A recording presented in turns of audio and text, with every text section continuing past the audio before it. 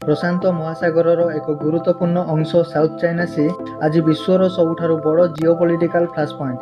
ବିଶ୍ୱ ବାଣିଜ୍ୟର ଏକ ତୃତୀୟାଂଶ ଏହି ଜଳପଥ ଦେଇ ଗତି କରୁଥିବା ବେଳେ ଏହାର ମାଲିକାନାକୁ ନେଇ ଚୀନ ଏବଂ ତା'ର ପଡ଼ୋଶୀ ଦେଶମାନଙ୍କ ମଧ୍ୟରେ ଚାଲିଥିବା ବିବାଦ ଆନ୍ତର୍ଜାତୀୟ ସୁରକ୍ଷା ପାଇଁ ଏକ ବଡ଼ ଚ୍ୟାଲେଞ୍ଜ ସୃଷ୍ଟି କରୁଛି। ଚୀନ ନିଜର ଏକ ମାନଚିତ୍ର ତିଆରି କରି ଏଥିରେ ଏହି ସମୁଦ୍ରର ପ୍ରାୟ 90% ଅଞ୍ଚଳକୁ 9 ଡାସ୍ ଲାଇନ୍ ଆଧାରରେ ନିଜର ବୋଲି ଦାବି କରିଥାଏ, ଯାହା ଭିଏତନାମ, ଫିଲିପିନ୍ସ, ମାଲେସିଆ, ବ୍ରୁନେଇ ଏବଂ ତାଇୱାନ ଭଳି ଦେଶମାନଙ୍କର ସାମୁଦ୍ରିକ ସୀମା ବା ଏକ୍ସକ୍ଲୁସିଭ୍ ଇକୋନୋମିକ୍ ଜୋନ୍କୁ ସମ୍ପୂର୍ଣ୍ଣ ରୂପେ ଉଲ୍ଲଂଘନ କରୁଛି। ଏହି ବିବାଦର କେନ୍ଦ୍ରବିନ୍ଦୁ ହେଉଛି ପାର୍ସେଲ ଏବଂ ସ୍ପ୍ରାଟଲି ଦ୍ୱୀପପୁଞ୍ଜ। ଚୀନ ଏହି ଅଞ୍ଚଳରେ ଅନେକ ଆର୍ଟିଫିସିଆଲ ଆଇଲ୍ୟାଣ୍ଡ ନିର୍ମାଣ କରି ସେଠାରେ ସାମରିକ ଘାଟି, ରନୱେ ଏବଂ ମିସାଇଲ ସିଷ୍ଟମ ମୁତୟନ କରିଛି।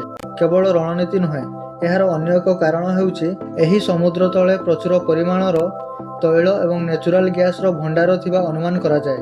ଏହା ସହିତ ଜାପାନ, ସାଉଥ କୋରିଆ ଏବଂ ଭାରତ ପରି ଦେଶମାନଙ୍କର 50%ରୁ ଅଧିକ ଶକ୍ତି ସମ୍ବଳ ଏହି ପଥ ଦେଇ ଆସୁଥିବାରୁ ଏଠାରେ ଚୀନର ଏକାଧିକାର ସାରା ବିଶ୍ୱ ଅର୍ଥନୀତି ପାଇଁ ବିପଦ ସୃଷ୍ଟି କରୁଛି। 2016 ମସିହାରେ ଇଣ୍ଟରନ୍ୟାସନାଲ କୋର୍ଟ ଦ୍ୱାରା ଚୀନର ଏହି ଦାବିକୁ ବେଆଇନ ଘୋଷଣା କରିଥିଲେ ସୁଦ୍ଧା ଚୀନ ଏହି ନିଷ୍ପତ୍ତିକୁ ପ୍ରତ୍ୟାଖ୍ୟାନ କରିଦେଇଛି, ଯେଉଁଥିପାଇଁ ଆମେରିକୀୟ ନୌସେନା ଫ୍ରି ଆଣ୍ଡ ଓପେନ୍ ଇଣ୍ଡୋ-ପାସିଫିକ୍ ନାଁରେ ଏଠାରେ ନିୟମିତ ପେଟ୍ରୋଲିଂ କରୁଛି।